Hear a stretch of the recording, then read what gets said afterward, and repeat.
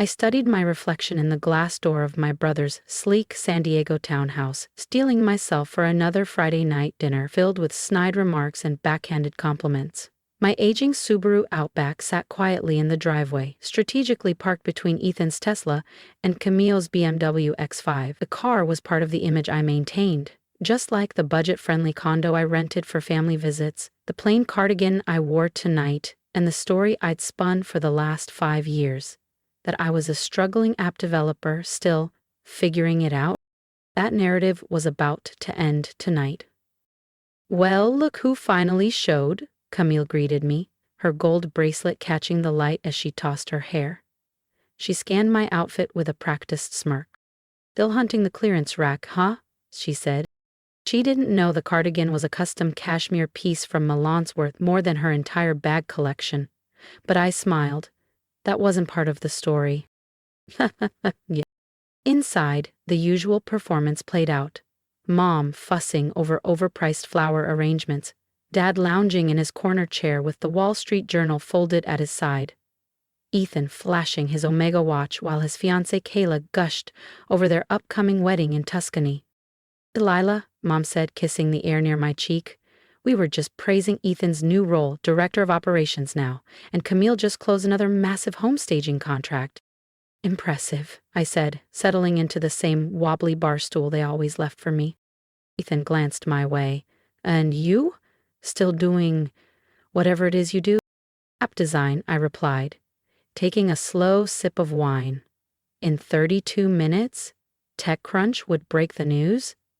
My company had just been acquired for $86 million, 0 cents. "Actually," Dad interrupted, "Marcus from my golf club said his firm needs junior tech support. It's not glamorous, but at least is steady." "You might even upgrade your ride," Ethan added. "I'm good with my Subaru," I said mildly. "It gets me where I need to go."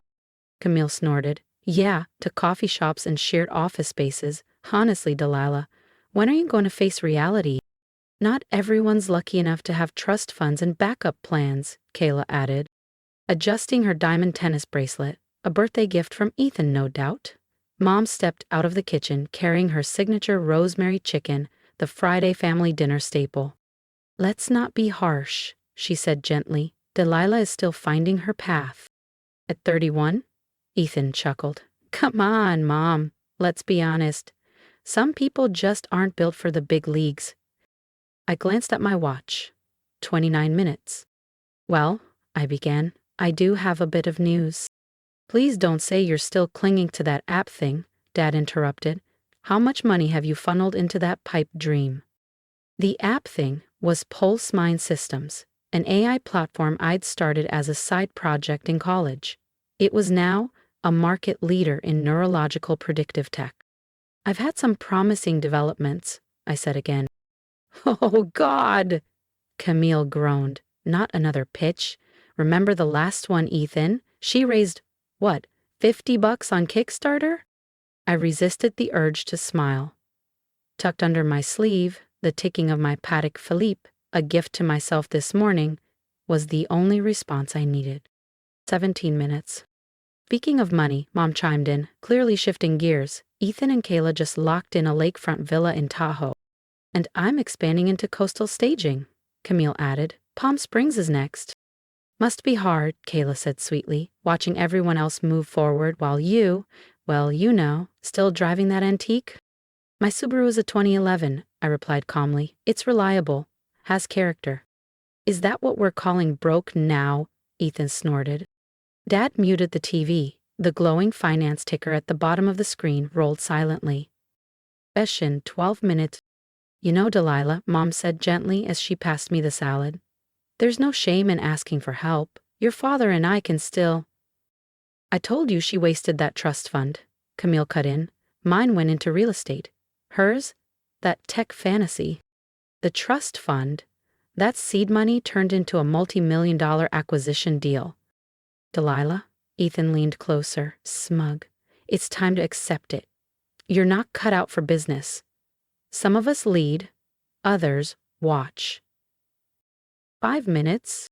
"Wine, sweetheart," Mom offered. "No thanks," I said. "Need a clear head for later." Ooh, hot date? Camille teased. Barista? Or maybe another guy with a vision? Actually, I said, conference call, some investors. In what? Dad scoffed. Cupcake app? That app thing again? Ethan scoffed, swirling his wine. Give it up, Delilah. Not everyone's built for success. Before I could respond, the television blared to life.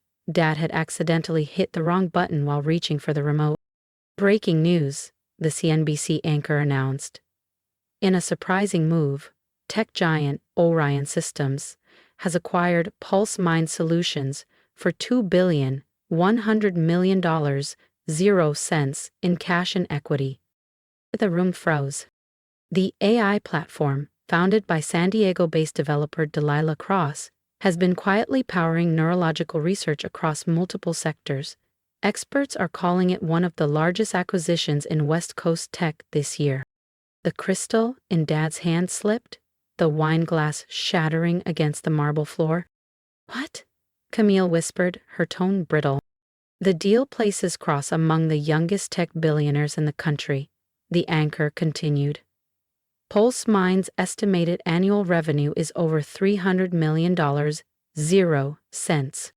My phone vibrated with notifications, press requests, investor messages, social pings, years of silence erupting in a single instant. I calmly reached for it. About those developments I mentioned earlier, I said quietly, shall we discuss them now?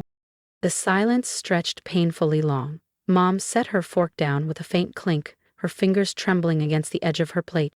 The television kept broadcasting every detail they'd been blind to. Sources confirm that Cross retained 100% ownership throughout the company's growth, the anchor added.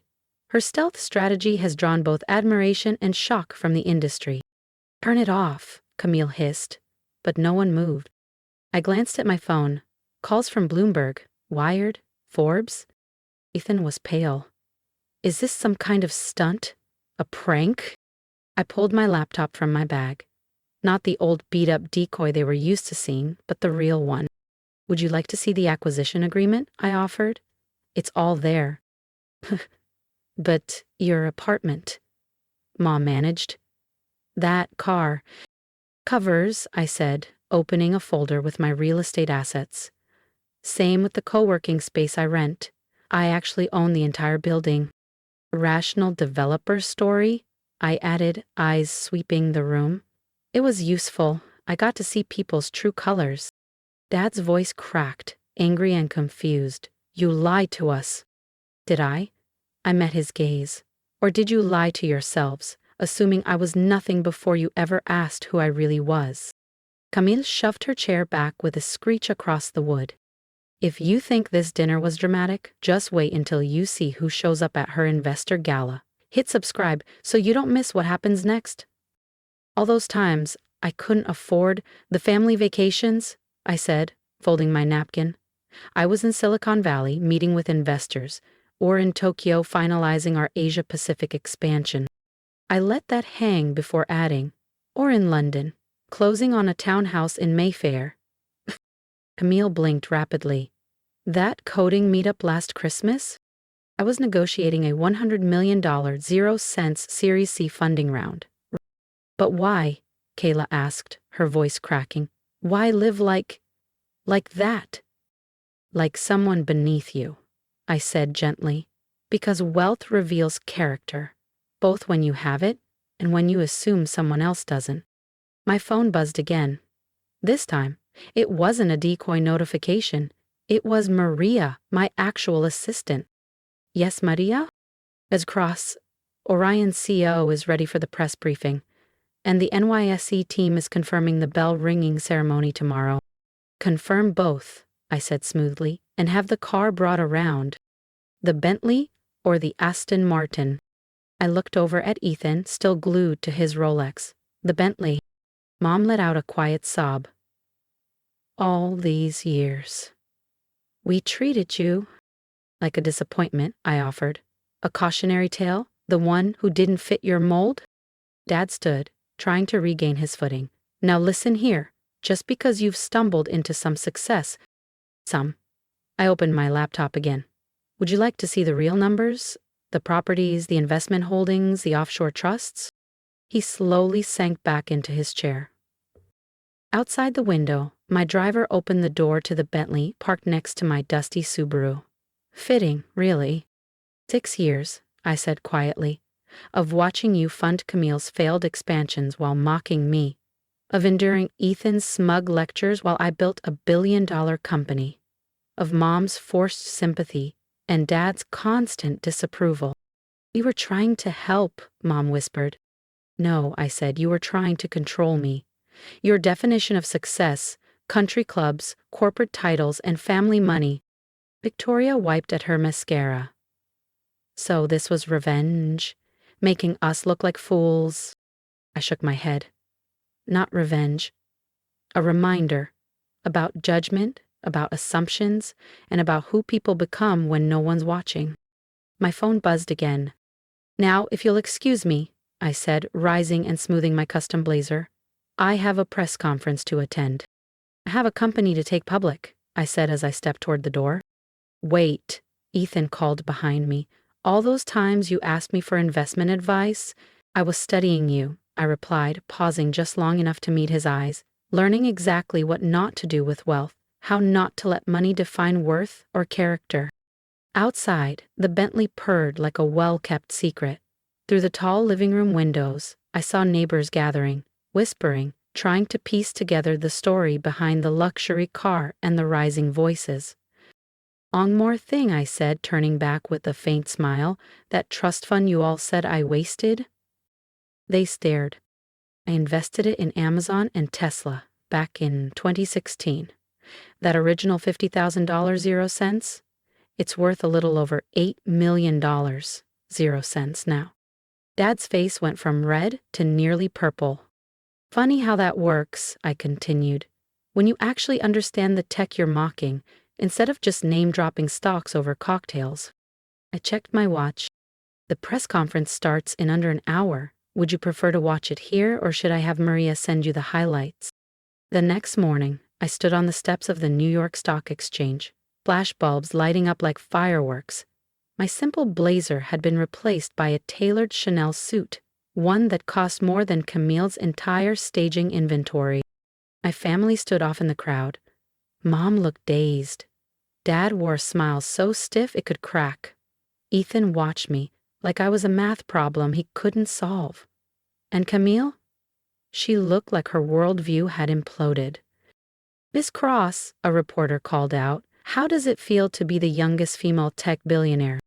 I smiled. Success doesn't care about gender or age.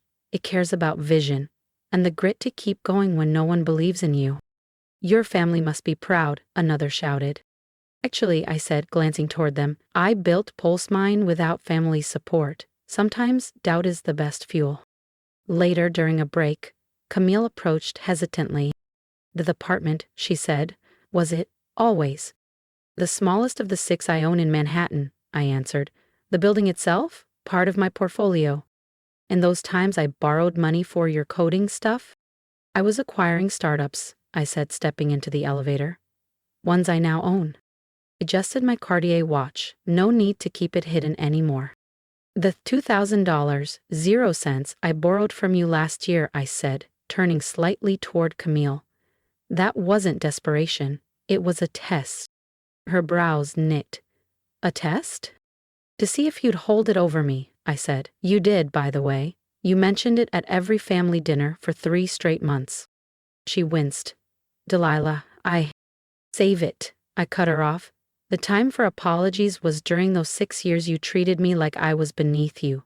Not now that you realize I'm worth more than your entire client roster combined.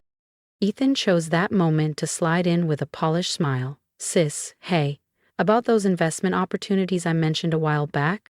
You mean the ones you said I was too dumb to understand? I replied coolly, checking my phone. Next Mine stock was now at $268 0 cents. I had my analyst review them. Would you like a full breakdown of why every single one failed? He took a step back, the smile slipping.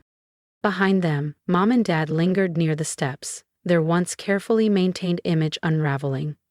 the daughter they dismissed as a dropout, was now wealthier than every couple at their golf club combined. "Miss Cross," Maria approached with my tablet. "Your interviews are booked through 3 p.m. board meeting at 4. Also, Time Magazine is requesting your photo shoot for next month's cover." "Thank you, Maria." I accepted the tablet. "And the other matter?" She handed me a folder. "The audit you requested. 10 years of your family's financial history." Dad's face turned an eerie shade of gray. "You investigated us."